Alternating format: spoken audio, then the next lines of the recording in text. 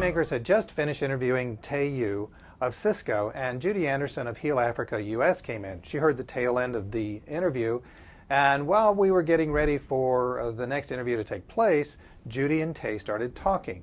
As they were talking, Warren Berry, our creative director, said to me in kind of a hushed voice, "Let's get them together." And so that's what we did. We got Tae Yoo and Judy Anderson of Heal Africa US, these immensely powerful women together. Let's hear that conversation right now.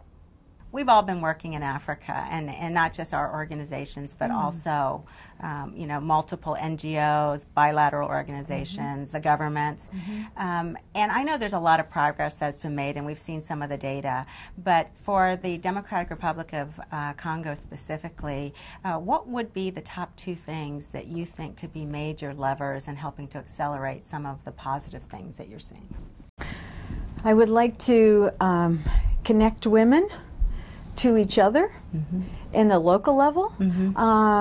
I think part of sometimes women are isolated, they're working in their town, they can't get out, they don't know somebody else that may be doing something similar to share their stories. And then connect them to technology, because technology has jumped so many generations in Africa. And people are adopting it, and it's all pay as you go, and people are spending a lot of money just to be connected, to talk to each other, and it's created an infrastructure that never existed before.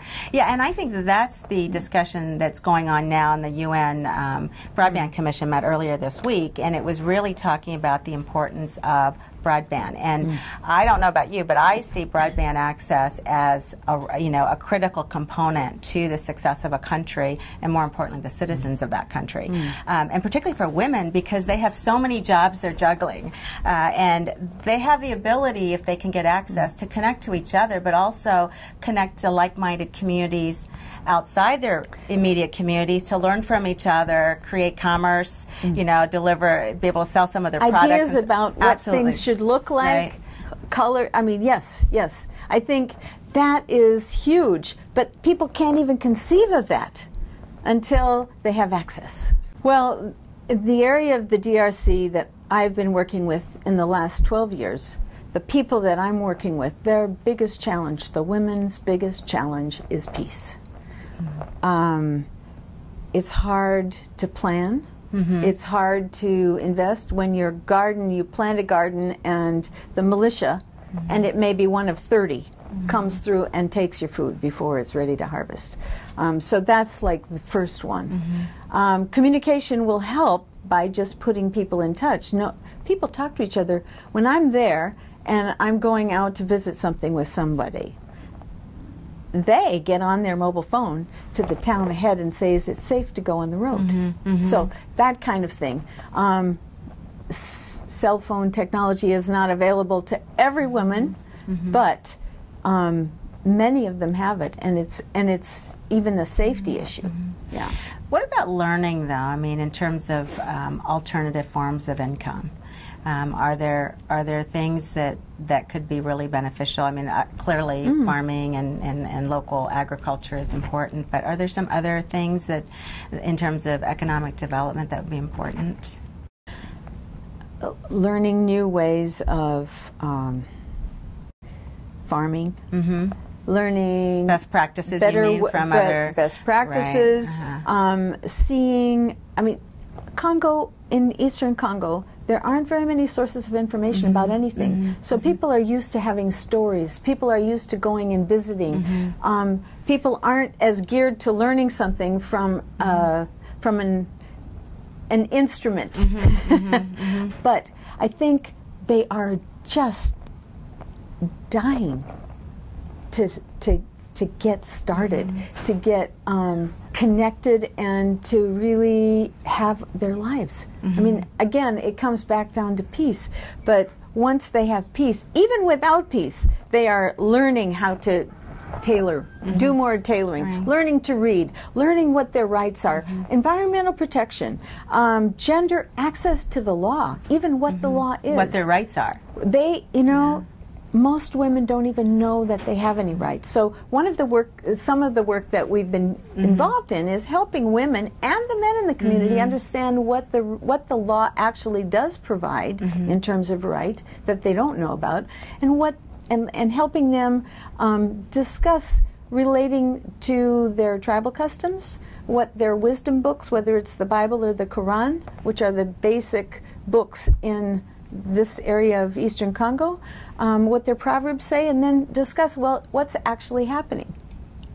You know, when I listen to you, it just reinforces to me how important broadband access can be, because broadband is not only the ability to help lift up an economy in terms of, and there's studies now, right? I mean, the World Bank, the IDB, and others have come up with numbers that say even a 10% increase. For the IDB, so 10% increase in broadband penetration can increase the GDP of a country by 3.2%. Really? That's the projection, and increase productivity by a little bit more than 2%. So it has the economic impact, but I think about women themselves because the ability to learn, and it's also the ability to take advantage of the technologies that throw off new kinds of jobs. So, you know, on one hand, it is learning about, you know, crop rotation, irrigation, planning, all the things that can help them do what they currently do now better, but also the ability for them to look and be innovative of new forms of economic development that they can learn online. They can connect to other communities. They can do trade. I mean, there's so many things that could happen. Do you run across anybody who, you know, any young people who have, you know, and talk about what are the aspirations of young women right now? I mean, because there's a big world out there. Once you open up the opportunity, you know, and you get access to the world, it helps create, you know, it sparks imagination. What are the young women thinking about, and what are their aspirations? Well, I think they do want to connect. They want to tell their stories. They want to work with others and help other. I mean, there are a lot of young women that we're working with are teaching older women to read, teaching older women to do business. You know, if you have a few business skills, if you learn a few more, you can do a lot better business. If you know how to save, and you have a regular support group that helps you in it, and that you know that if you have to use some of your capital, your friends will be with you and not tear apart your business, but help you succeed.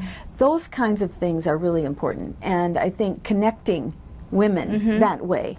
To financial mechanisms, right? Well, that's a whole other issue, but having the mobile technology, say, will help women keep track of what they have. I think mobile banking, if it comes to Congo, it could solve enormous problems. If the army were paid, then they wouldn't have to loot and rape and pillage just to get food. I mean, think about that. None of them are paid on a regular basis. The money comes in and then it just gets siphoned away. So I think mobile technology and mobile money could do a huge thing if women knew what market prices were in the next market. When the markets are, they usually know when the markets are in the ones that they can walk to. But if there was a transportation system that could actually get their goods to market on a day where, particularly in that market, they didn't have potatoes, and you have potatoes here and they could send them. I mean, there are so many different possibilities once it were possible. But the work that you do specifically, I mean, I think, who are your partners, and who, you know, is it public and private, you know, and you know? Our partners in Congo have been Congolese doctors, teachers, just plain Congolese who are committed, capable, interested in the future of their own country, and they're staying there to do it. But we have been kind of a bridge to them, to encourage them. Nobody can do it better than they can. But if we can link them to resources and to others who are interested in helping, that's my job. So you talk about doctors, and healthcare is so incredibly important. We all know there's a shortage of nurses and shortage of doctors and some great specialists, but they're not always in locations that we want them to be. You asked about the broadband and what that can do, the technology can do. The ability to put remote telehealth centers as part of maybe a community center, or one of these areas that that provide internet access, and actually connect clinicians to clinician from a specialist in New York City, here in New York City, right? To somebody in a doctor or a nurse in the Congo, could actually really impact the quality of care and the time to diagnose illnesses. Absolutely. I mean, and an example of that, I was in a remote hospital 10 years ago, and they had been one of the premier centers in Congo 25 years ago. With the degradation of the infrastructure, the buildings are there are doctors there, but it's hard to get the basics. And we were talking about just that, having a satellite feed, being connected to the rest of the world. I mean, it would be such an encouragement to the doctors. It would be such an improvement to the actual health care being delivered. Yeah, there are just so many ramifications.